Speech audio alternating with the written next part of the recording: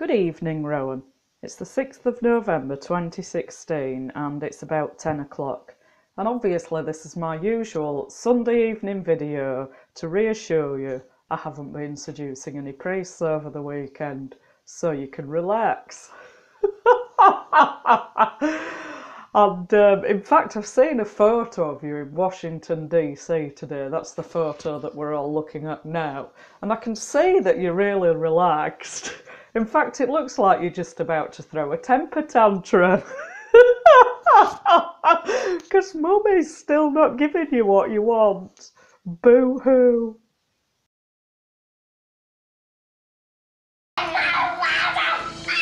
Ignore it, ignore it. Ignore it, ignore it.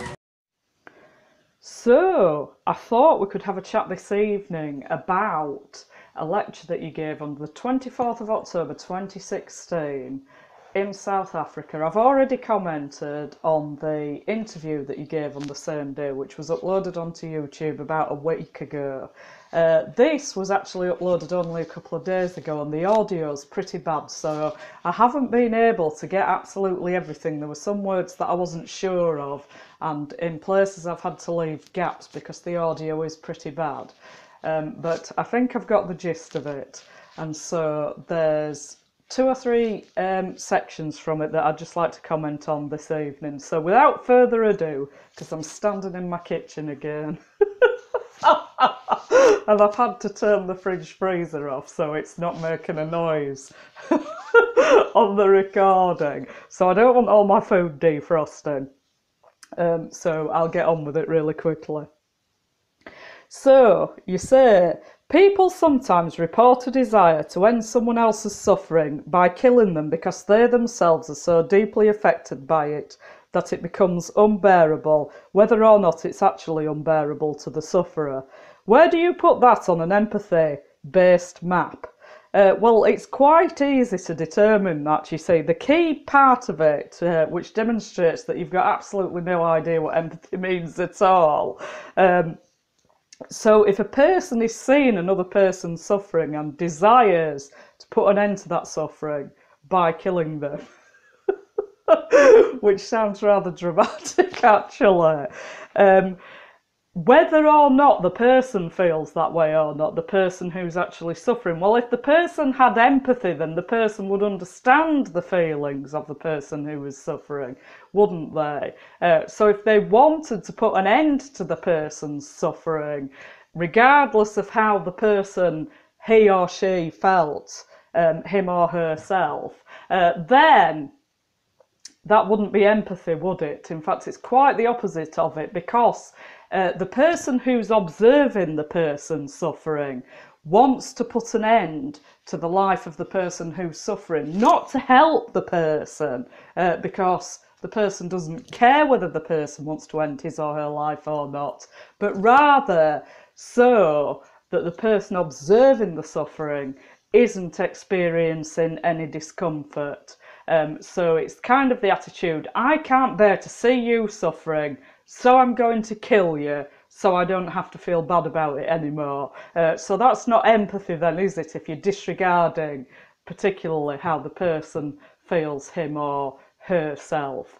So you've just demonstrated that you have absolutely no idea what empathy is. And like I said, you open your mouth to defend yourself against the things that I'm saying, and in fact all you do is you reinforce my view that in fact you've got absolutely no idea what empathy is at all.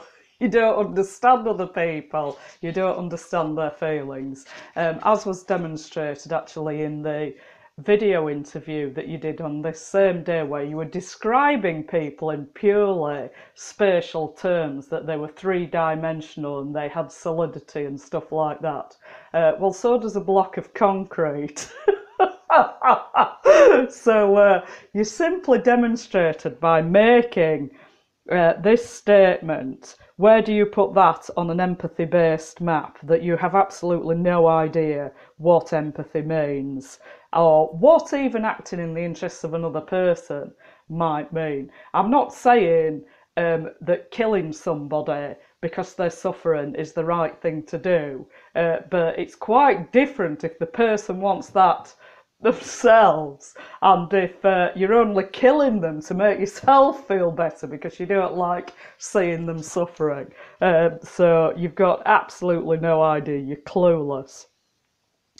So then you say, or again, think of the figure of the Grand Inquisitor in Dostoevsky's novel. I've talked about this story before. You were talking about it. I think it was in the lecture that you gave at the Royal Society of Literature in May or June this year. And I've already talked about this story before, because you're talking about this Inquisitor as if he were a real person. And I mentioned that before as well, and had to keep saying that it was a fictitious inquisitor in a work of fiction. And you can't tell the difference between fact and fiction. You think that novels represent reality. Well, historical novels may have certain historical details in them that are accurate. For example, this Grand Inquisitor in Dostoevsky's novel. You do mention the name of the novel, but I couldn't hear it. I think it was the Brothers Karamazov or something like that. So this Inquisitor isn't actually real. I mean, the historical accuracy of it is that it was set in the 16th century in Spain, and the Spanish Inquisition was operating then. So that's historically accurate, but this character is fictitious, and the events are fictitious, and you don't seem to be able to discriminate between what's fact and fiction, which I've mentioned before. So you say the Grand Inquisitor, I think you say releases prisoners, but it's hard to make out, and burns heretics because he's profoundly concerned for people's well-being. He's deeply, seriously, sincerely anxious about the well-being of ordinary vulnerable people who need clear teaching, strong leaders, and need to be protected from false heretical instruction. When he finds that he's inadvertently arrested Jesus Christ. You see, this is where it all gets a bit bizarre, doesn't it? And would indicate to another person that this was in fact a fictitious incident, because Jesus Christ wasn't walking about in 16th century Spain in any manner which would enable the Inquisition to be arresting him.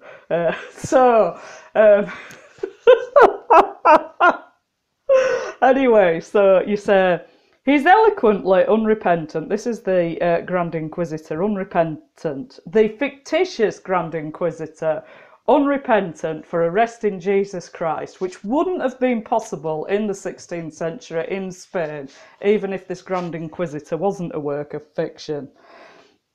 And you say, Jesus makes things too difficult for human beings and causes suffering by failing to tell them what's going to make them happy. Like any other totalitarian, the Grand Inquisitor of the novel is motivated by something like compassion. So you consider, like any other totalitarian, so this fictitious Inquisitor isn't even real anyway. So, and then you say, like any other totalitarian, he's motivated by something like compassion. What, you mean when Stalin was starving all those people in the Ukraine and moving populations from one place to another and exterminating all his political opponents, he was motivated by compassion? And, well, what about Hitler? He was totalitarian as well, wasn't he? And so when he was sending people off to concentration camps and stealing all their property and murdering them and invading other countries and that kind of thing, he was motivated by compassion. You're as mad as a hatter. It's because you're totalitarian and you want to be in control of everybody, but you've got this conflict in your personality. You want to be in control of everybody and be destroying everybody who doesn't want anything to do with you or criticises you or won't go along with your agenda, won't give you what you want. So you want to exterminate all these people or force them to do what you want. But you have this need to see yourself as a holy person and as a good Christian, and you keep insisting that you're a Christian even though it's quite obvious that you're not. And that's not about your behaviour, it's about the fact that you don't believe anything at all that Christianity in any of its expressions teaches. So you don't believe any of that, but for some reason you still need to think of yourself as a Christian. You keep insisting that you are, and you want to think of yourself as this holy and virtuous person. So you're pretending that you're motivated by compassion when you're just trying to exterminate people and ruin and destroy people and force them to do what you want. You're motivated by compassion when you do that. So that's why you say, like any other totalitarian, the Grand Inquisitor, this is the fictitious Grand Inquisitor of the novel, is motivated by something like compassion. That's utterly ludicrous, like any other totalitarian. He's motivated by something like compassion. You're completely mad. He wants people to be happy. He wants people to be protected from unhappiness. Well, he doesn't want anything, does he? Because he doesn't exist.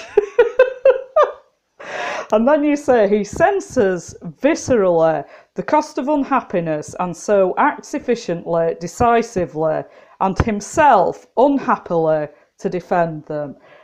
So in all your evil behaviour, you're defending people from unhappiness, are you? Even though you're the cause of most of it, you go around deliberately trying to destroy people. The only person you're trying to make happy is you, because nobody else even existed in your understanding of the world around you. There's no suggestion in Dostoevsky's novel that the Grand Inquisitor is insincere or enjoying burning people at the stake. On the contrary, he sacrifices his own happiness and well-being for the well-being of others. Oh, is that what you're doing? You're identifying with this Grand Inquisitor, aren't you? You're not enjoying threatening to kill me and demanding that I have sex with you and your perverted astrophysical clergy friend. You weren't enjoying hounding me around the country and lying your face off about me everywhere and trying to destroy everything that I was involved in and slandering me everywhere. You weren't enjoying that, were you? Oh no, you were trying to make me happy. You wanted to make me happy, and of course, because the universe revolves around you and your fantasy world is actually reality, everybody has to conform to it. So obviously the only way I was going to be happy was to give you what you wanted. That's the universe that you've created in your head, and that you're trying to force me to comply with. So you say, do we call such a person empathic in Baron Cohen's sense? Baron Cohen, Simon Baron Cohen, I think that's his name. You've mentioned him a few times before. I think he's a psychologist, and he's written about neurology and empathy. So you're talking about this book, which you were talking about earlier in the lecture, and you're just referring to it now. Do we call such a person empathic in Baron Cohen's sense? I suspect the answer is not as clear as Baron Cohen would like. It is fairly clear, Rowan. This isn't empathy. You don't know what you're talking about. You've got no idea what empathy means. Baron Cohen concludes the book with the bold assertion that empathy cannot by definition oppress anyone. And then there's something else that you say, and I can't hear the whole sentence there, so I'm missing that out. And then you say, he may think that the Grand Inquisitor is deluded or self-deluded, but his problem is not that he's unable to feel for the suffering of others. So you're not talking about this Grand Inquisitor who doesn't even exist, are you? You're talking about yourself here, and you're not feeling the suffering of others, Rowan. You're causing the suffering of others. The only feelings you have are your own feelings of rage and fear. So one of your problems is that you can't feel the suffering of others. You enjoy inflicting suffering on others and trying to ruin and destroy them and bring them under your control. So this is complete bollocks. You quite obviously don't understand empathy, and the fact that you've explained it in this way, and you don't know that it's not empathic to kill someone who's suffering, even if they don't want to be killed. That's not empathy, that's trying to make yourself feel better, which is what you're doing with all your evil behaviour. The only person you're trying to make feel better is yourself. And you think that bringing other people under your control is going to make them happy, because this is how you've invented your delusional world that's going on entirely in your own head and bears very little relation to actual reality. So this last statement again, he may think that the Grand Inquisitor is deluded or self-deluded. There isn't any difference between deluded and self-deluded. I don't know why you would be saying that, but you are completely and utterly deluded. You live in a fantasy world. You're absolutely clueless.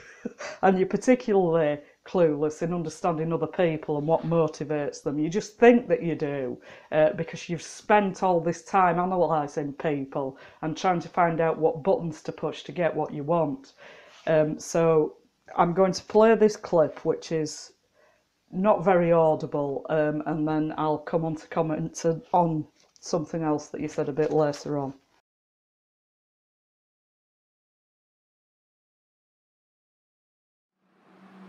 People sometimes report a desire, sometimes activate, to end someone else's suffering by killing, because they are themselves so deeply affected by it that it becomes unbearable. Whether or not it's actually unbearable for the sufferer. Where do you put that on an empathy-based man? Or again, think of the figure of the Grand Inquisitor. Does he ever see great bottle brothers from us? The Grand Inquisitor releases the religious model and burns heretics because he's profoundly concerned for people's well-being. Deeply, seriously, sincerely anxious for the well-being of ordinary, vulnerable people who need clear teaching, strong leaders, and need to be protected from dangerous, false, heretical instruction. Famously, the story when he finds that he's inadvertently arrested Jesus Christ, he is eloquently unrepentant. Jesus has made things too difficult for human beings and causes them suffering by failing to tell them what's going to make them happy. Like many another totalitarian, the Grand Inquisitor of the novel is motivated by something like compassion. He wants people to be happy. He wants people to be protected from unhappiness. He senses viscerally the cost of unhappiness, and so he acts efficiently, decisively, and himself unhappily to defend them.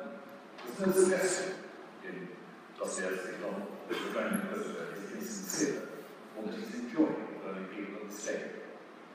On the contrary, he sacrifices his own happiness and well-being for the well-being of others. Do we call such a person empathic in Baron Cohen's sense? I suggest that the answer is not as clear as Baron Cohen would like. Baron Cohen concludes his book with the bold assertion that empathy cannot, by definition, oppress anyone. But this smuggles into the idea that empathy itself, a hidden notion of proper emotional response and a proper handling of it, he's gone beyond that strictly neuroscientific description. We may think the Grand Inquisitor is deluded or self-deluded, but his problem is not that he's not able to weep for the suffering of others. So you're now referring to another person who wrote on the subject of empathy, Edith Stein. Edith Stein, who is on the icon that you're looking at, is a Catholic saint. She was born a Jew, actually, but she wasn't a very religious Jew. and she was looking around for some meaning to her life, and she read the autobiography of St. Teresa of Avila and found this very compelling. So she became a Catholic and eventually became a Discalced Carmelite nun, which was the order that St. Teresa of Avila founded. But because she was a Jew, she was sent to a concentration camp, to Auschwitz, during the Second World War, and she died there in 1942, and subsequently she was made a saint. So you say Edith Stein's account of the question argued, coming as it does from a very different perspective, this is the question of empathy that you're talking about, offers us some resources for a more nuanced approach, one of which, in fact, does more justice to the fact noted by, and then you say the name of someone that I can't make out because the audio is very bad, in a book I quoted at the start of this lecture. The area of the brain associated with empathy is also associated with mind reading, irony, faux pas, reading others' affects is emotions, it means emotions, realising deception. That's to say that the empathic response is connected to a range of mental skills dealing with the gaps, that empiricism, and then there's something I can't make out there either. This is a really bad audio. And just because you can read others, Rowan, doesn't mean that you have empathy. All your reading, you don't really understand the emotions that people express. All your reading is what buttons to push to get the outcome that you want, and you mimic other people's emotions. But you don't actually have them yourself, apart from rage and fear, which are very primitive emotions, actually, that are present in infants, and you haven't progressed beyond that. So you can't read minds. You probably think you can. But this is because you live in a fantasy world. Because you were reading my mind, weren't you, when you knew that I was a repressed lesbian? Oh, and you were telling people I was a prostitute as well. I forgot about that. Even though you knew perfectly well that I wasn't, because you knew where I was actually working, and you were interfering in my secular employment as well, while telling other people that I was working as a prostitute, when you knew perfectly well it wasn't true. So you're reading my mind knowing that I'm a repressed lesbian.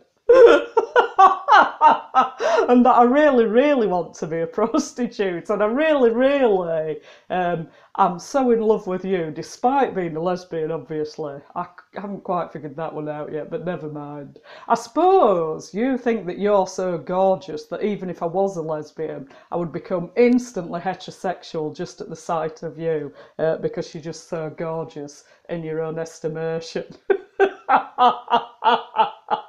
So you probably think you can mind read, but in fact all you're doing is making up crap and acting out your fantasies and trying to force other people to act out your fantasies, because you are deluded and self-deluded, as you put it. That is to say, you live in a fantasy world and you don't even understand other people as separate entities with a distinctive will and preference and all that kind of thing. And the ability to reason and see through all the crap that you talk, for example. So I've certainly been realising deception when I'm looking at you. So then you say that empiricism, oh, I think this is it, that empiricism with subsequent impressions or reading of the environment, it's to do with those mental skills which, in a sense, all of them focus on our need to take time with our perceptions and impressions, our sense of self, our sense of the other, our sense of the world. All of them to do with the proper hesitancy I might have about taking first impressions too seriously. Well, what were your first impressions of me then, Rowan, I'll tell you what your first impressions of me were. Oh, this woman's going to be a threat to me. I have to get rid of her. Because let's not forget, when I went to the selection board for ordination in the Monmouth Diocese where you were bishop, and you were actually on this board, and there were about 15 people on it interviewing me all at once. It was quite a bizarre experience. But you did tell me, you told me this afterwards, that I was unanimously recommended by that board with a very high level of confidence. And then the provincial selection board of the church in Wales said I was the most impressive candidate. So your first impression of me was that I was going to be a big threat to you, and that's why you decided to get rid of me. So what were your first impressions of me then? Oh, this person's a lesbian. It just leapt into your head, did it? Oh, she's probably a prostitute. Did that leap into your head as well? Oh, she wants to go around seducing priests. Male priests for some reason. Even though there's quite a lot of women priests in the Anglican Church, which you would have thought I would be more interested in if I were indeed a lesbian, as you were going around telling everybody, because you're a complete lunatic, because it's got nothing to do with you whatever anyway. So what were your first impressions of me then, Rowan? I need to find out what triggers her so I can finish her off or bring her under my control. That's what your first impression was, because that's your first impression of everybody. You're a predator. You think, how can I use this person? Or this person's a threat to me, I have to get rid of them. And those are the only options. So all of them to do with proper hesitancy I might have about taking first impressions too seriously. Recognitions of irony, recognitions of the need to discern more accurately, more carefully, the emotional state of the other. I don't think you should be considering other people's emotions, Rowan, considering you don't really have a full range of emotions yourself. So the only thing you care about in the emotional state of the other is how you're going to manipulate the person by realising what triggers certain emotions in them, and you do that by observing them. It's not because you've got any empathy. Then you say, otherwise, we're back, as Stein says, to the primordial, the undifferentiated subject sympathy, taking sense impression without forming a coherent concept of bodies, of worlds, and thus of language. I'm not even too sure what that means. So you then say, so the three words on my tongue, ethics, empathy and imagination, do indeed belong together, but not quite in the way we've been encouraged to think. A particular neurological informed view of how empathy works in terms of giving us access to the emotional state of another is something which will help us only so far. The empathy we need to develop is a sense of otherness, the enchantable otherness of another's experience. Listen, enchantment is something you try to do. You want to think of other people as enchantable, and I'm not talking in a supernatural sense here, but you do use techniques of neuro-linguistic programming. For example, you try and speak in a hypnotic way to try and mesmerise your audience, which I've commented on before. So you are trying to enchant people, to make them spellbound in that kind of sense. But don't bother trying to enchant me, because I can see through all your strategies and I know that you're a bullshit merchant. So you then say, and imagination is not the process by which we enter into and take over the experience of the other. Well, you're not entering into my experience or anything else. But that constantly renewed and refreshed attempt to learn, I think it then says in listening, but I'm not too sure, in culture, in language, what the other is, and what amounts to, and what that standpoint amounts to. All that entails, in turn, for my sense of the whole inadequacy of my own understanding. There's no point you even talking about this. You're absolutely clueless. I mean, I'm not even too sure what all of that means. Which is why, in conclusion, this is a set of theological questions. So you then say the self, which emerges on thinking through ethics, empathy, and imagination for most of us, is the finite self. I just don't know what you're talking about. I'm not too sure how these themes are related to each other. The self, whose creativeness and incompleteness constantly being discovered in relation. Well, yourself, what you think is yourself, is constantly being discovered in relation because your personality is unformed, which I've said before. But for the majority of adults, their personality is formed. They don't need other people telling them who they are and what they want and what they like and what they don't like and that kind of thing. But your personality isn't formed. This is why you keep expressing these thoughts. Because you don't understand any other way of being, and that it simply isn't that way for most people. And you then say a self which is intrinsically incapable of possessing everything that is given to it or comes to it. I don't know what that's supposed to mean either. A self, therefore, which is appropriately characterised as dependent. Well, my self isn't dependent on you, Rowan. Make no mistake about that, you're completely irrelevant to me. Theology tells us that it is crucial for us, first of all, to understand that we are dependent selves, and secondly, that that is no cause for panic. So theology tells us, well, what do you mean by theology? Do you mean Christian theology? Do you mean Christian doctrine? Theology tells us that it is crucial for us, first of all, to understand that we are dependent selves. Well, we're dependent on God, and if we're children, we're dependent on adults. And if we're sick or disabled, then we may be dependent on other people to take care of us. But we're not dependent emotionally necessarily on other people. Not the same way that you are, because you've got this unformed personality and you only define yourself in terms of other people's reactions to you. It's like you'd cease to exist without that. That's your fear anyway, I think. So this is why you're always having to try and trigger the reaction that you want in other people. Because if anyone is hostile to you, it's completely devastating for you, and you react with this enormous rage and try and ruin people and force them to do what you want and say what you want.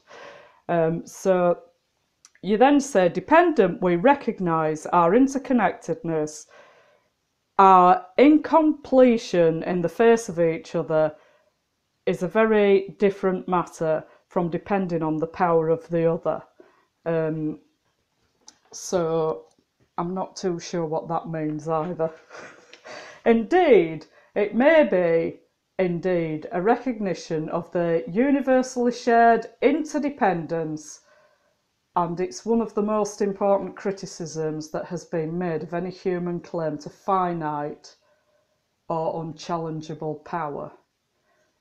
I think this last paragraph that I've just quoted, it's like gobbledygook. I'm not even sure what it's supposed to mean. I don't think you even know what you're talking about. I think you're just filling in time. Anyway, that's the second part I wanted to comment on, and I'm going to make a final brief comment in a minute. Each science question argued comes to us a very different extent, offers some results from a nuanced approach, one which in fact does more justice to a very important fact noted by C.R. in the book I quoted at the start of this lecture. The area of the brain associated with empathy is also associated with mind-reading, irony, faux pas, reading others' affects, realizing deception. That's to say, the empathic response is connected to a range of mental skills, dealing with the gaps between appearances and truth, with first and subsequent impressions or readings of the environment. It's to do with those mental skills which, in a sense, all of them focus on our need to take time for our perceptions and impressions, our sense of self, our sense of other, our sense of the world. All of them to do with the proper hesitancy we might have about taking first impressions too seriously. The recognitions of irony, the recognitions of the need to discern more accurately and more carefully the emotional state of the other. Otherwise, what that condition says to the priority, the undifferentiated subject simply taking sense impressions in without forming a coherent concept of bodies, worlds, and thus the language.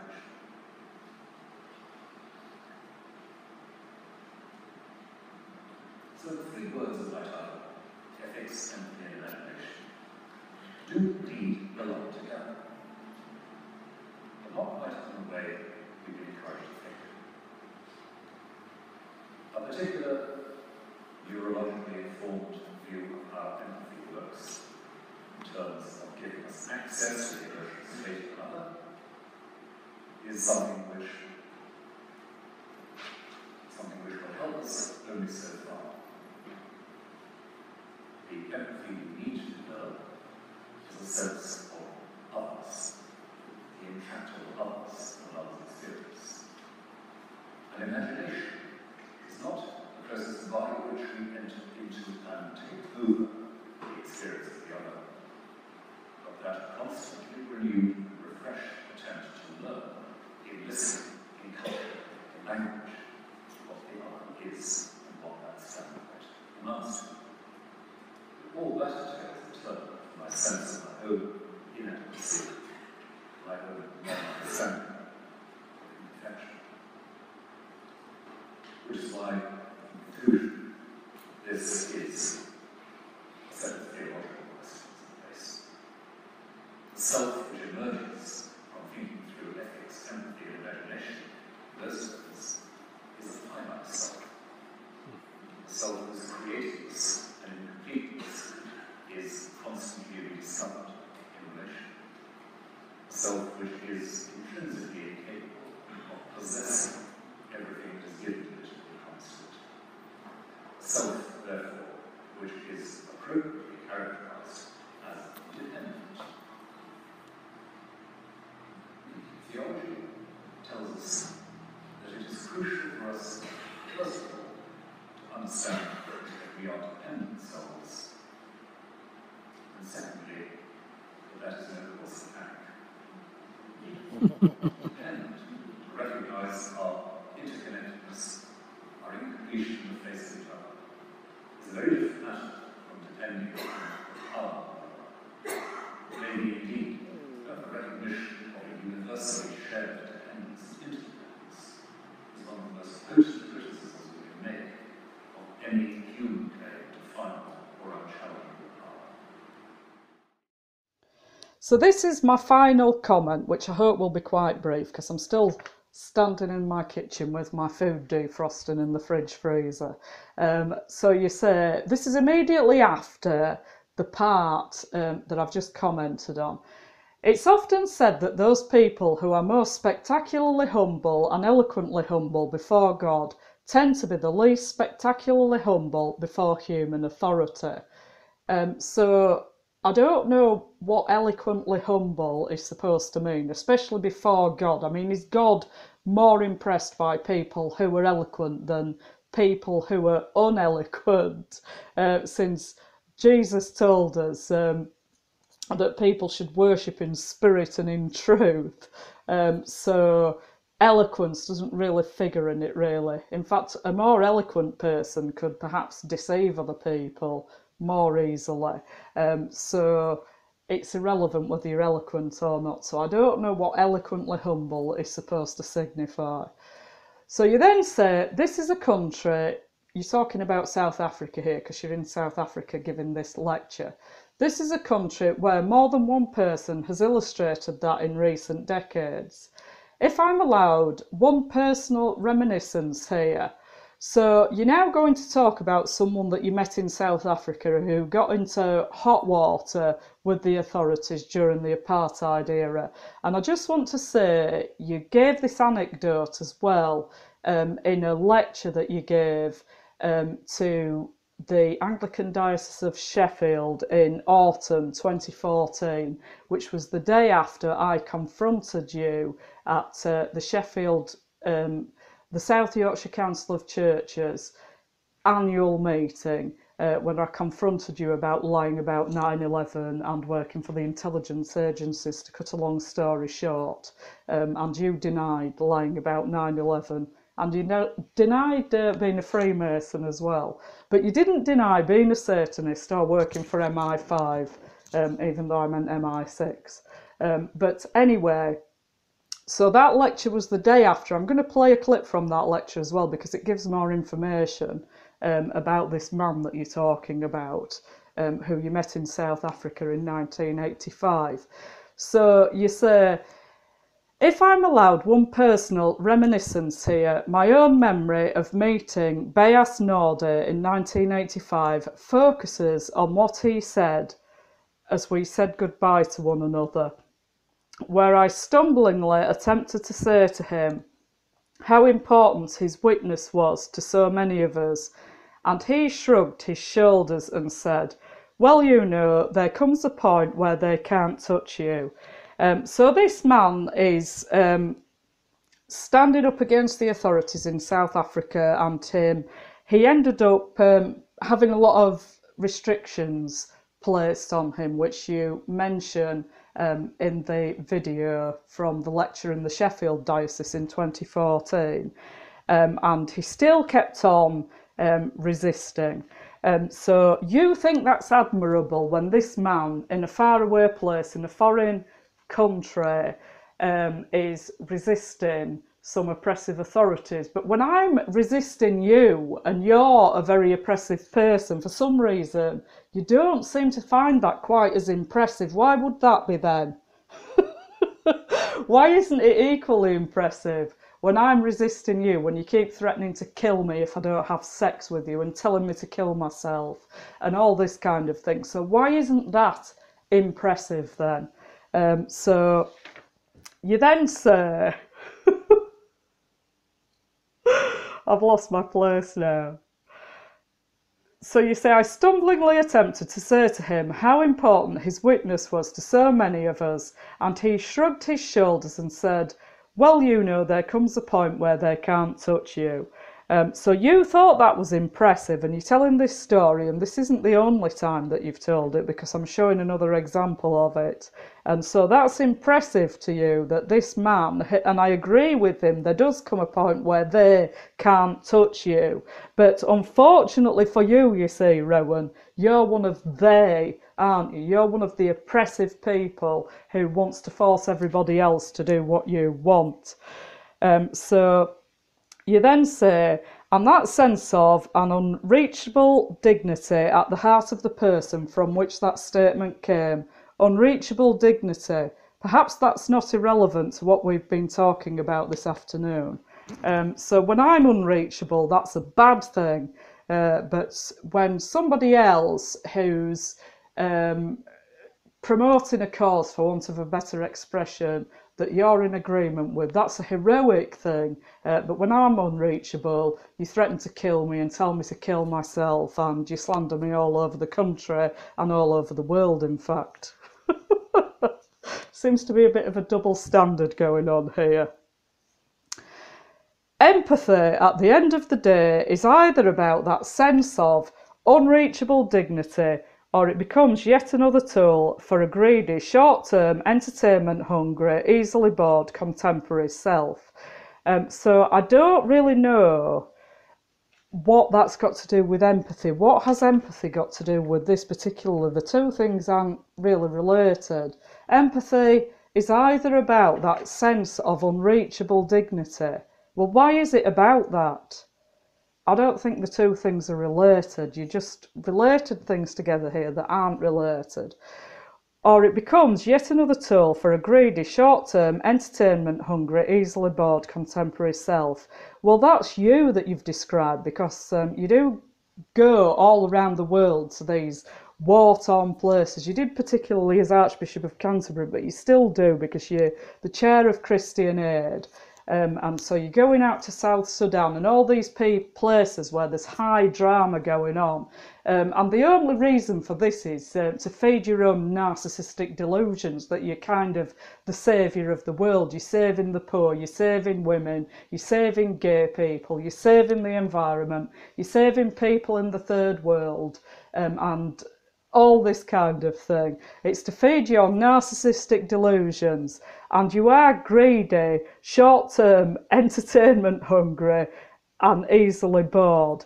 And that is a perfect description of a psychopath, actually. Psychopaths are thrill seekers, and you use the drama of other people's lives to create your own thrills. And if the people aren't having any dramas, then you cause the dramas.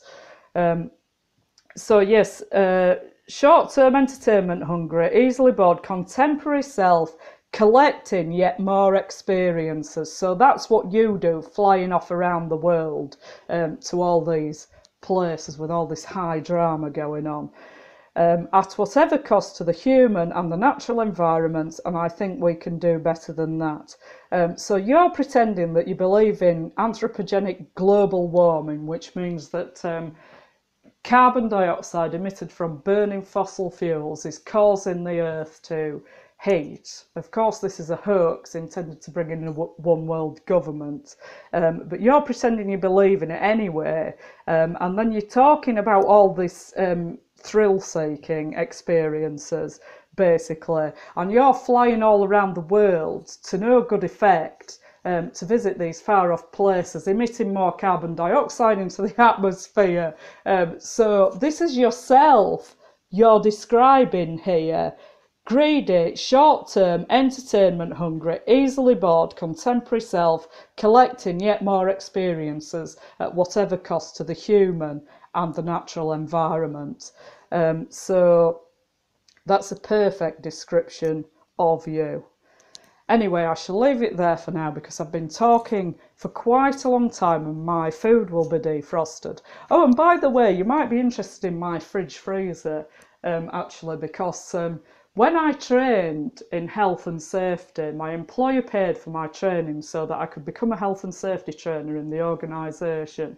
And because I'd done this long period of study to qualify in health and safety, then they paid me £200 extra, and I bought this fridge freezer with this money. So my fridge freezer is related to the fact that I knew you were lying about 9/11 straight away.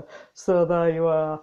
Anyway, I shall certainly go now because I'm wanting to be dreaming about my beloved all night long because he's so wonderful and we're made for each other.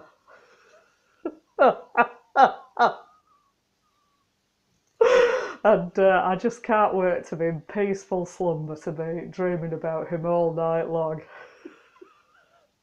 So I won't keep you any longer then. And I hope you're not up to any mischief over the pond there like you were in 2001. But I will be turning up to arrest you because I know where you're going to be this week, particularly on Tuesday evening at 6:30 p.m. So be alert. Hasta la próxima. It is often said that people who are most spectacularly and eloquently humble before God who tend to be the least spectacularly humble before human authority. This is a country where more than one person has illustrated that fact in recent decades. If I'm allowed one personal reminiscence here, my own memory of meeting Reyes Day in 1985 focuses on what he said as we goodbye to one another, where I rather stunningly attempted to say to him how important his witness was so many of us. And he shrugged his shoulders and said, well, you know, there comes a point where they can't touch you. And that sense of an unreachable dignity and the heart of a person from which that statement came, unreachable dignity. That's not irrelevant to what I've been talking about this afternoon. Empathy, at the end of the day, is either about a sense of that unreachable dignity, or it becomes yet another tool for a greedy, short-term, entertainment-hungry, easily bored contemporary self to collect yet more experiences at whatever cost to the human and the natural environment. And I couldn't do better than that.